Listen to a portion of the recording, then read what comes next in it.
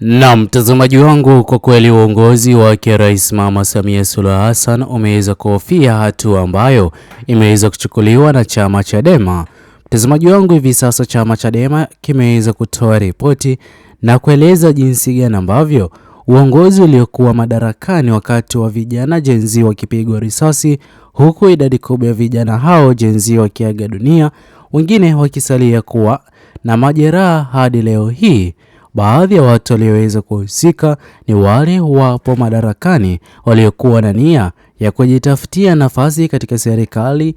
baada ya uchaguzi mkuu wa mwaka 2025. Ila mtazamaji wangu, kabla niweze kukufahamisha zaidi, kwanza kabisa itaweza kuwa ni jambo jema iwapo utaweza kuchukua sekunde yako moja kubonyeza maneno yaliyoandikwa subscribe chini ya video hii. Muhimu kabisa uweze kulike na kushare video hii kwa makundi mawili ama matatu.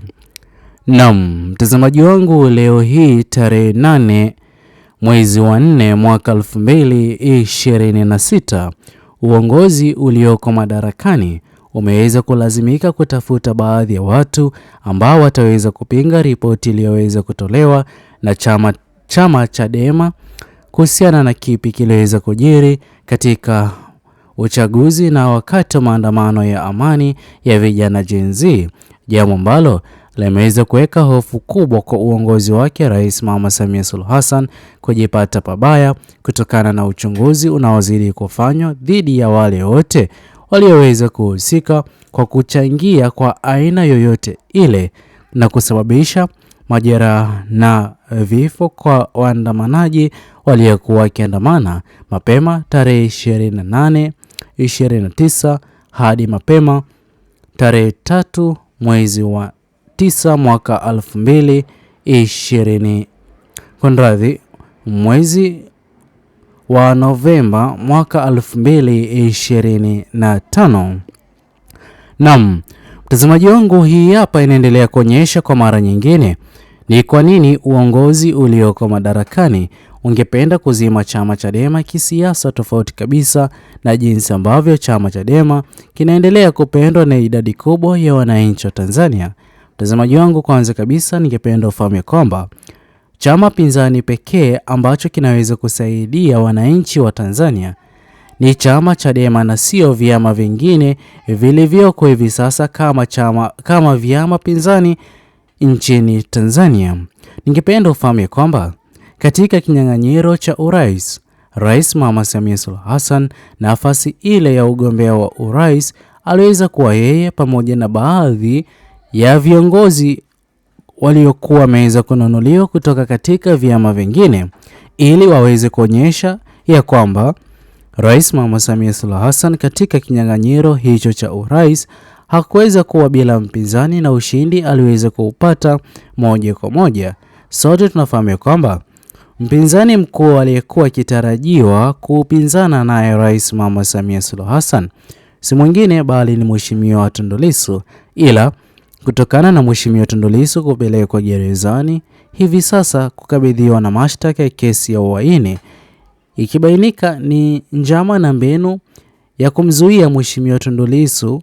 kuwania nafasi ya urais na kufanikisha baadhi ya mabadiliko aliyokuwa akitaka kuyafanya katika Jamhuri ya Tanzania. Mtazamaji wangu, kwa kweli hii hapa ndio inayozidi kuonyesha jinsi gani ambavyo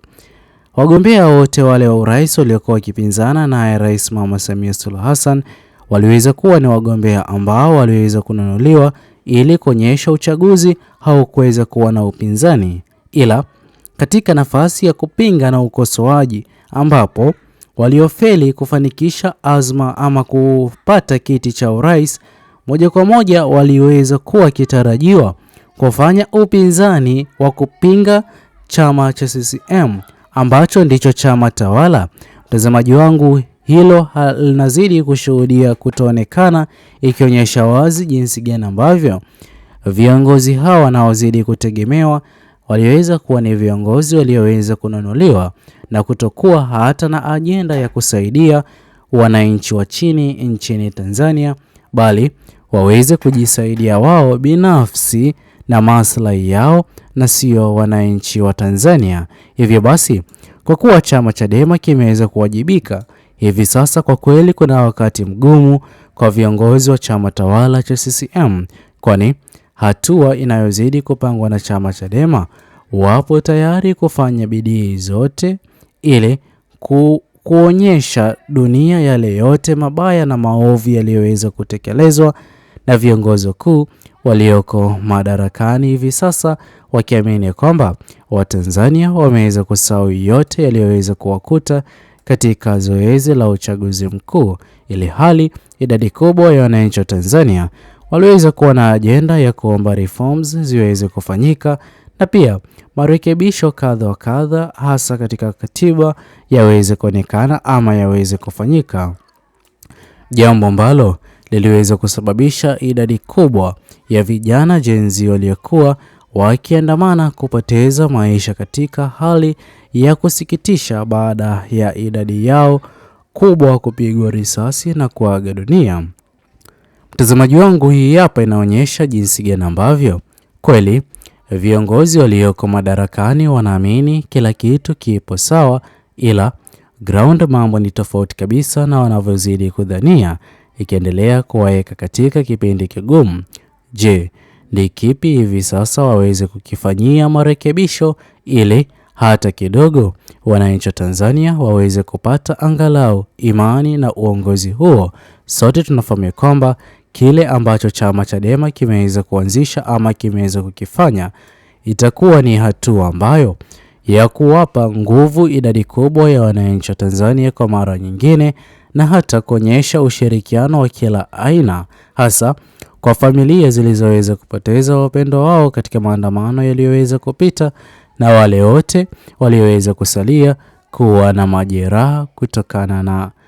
wale waliokuwa wakifetua risasi kwa waandamanaji, jambo ambalo hivi sasa linazidi kuzungumziwa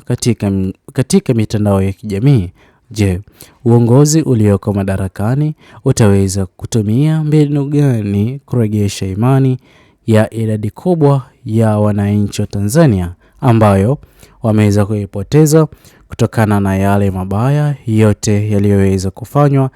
na uongozi huo ulioko madarakani? Ila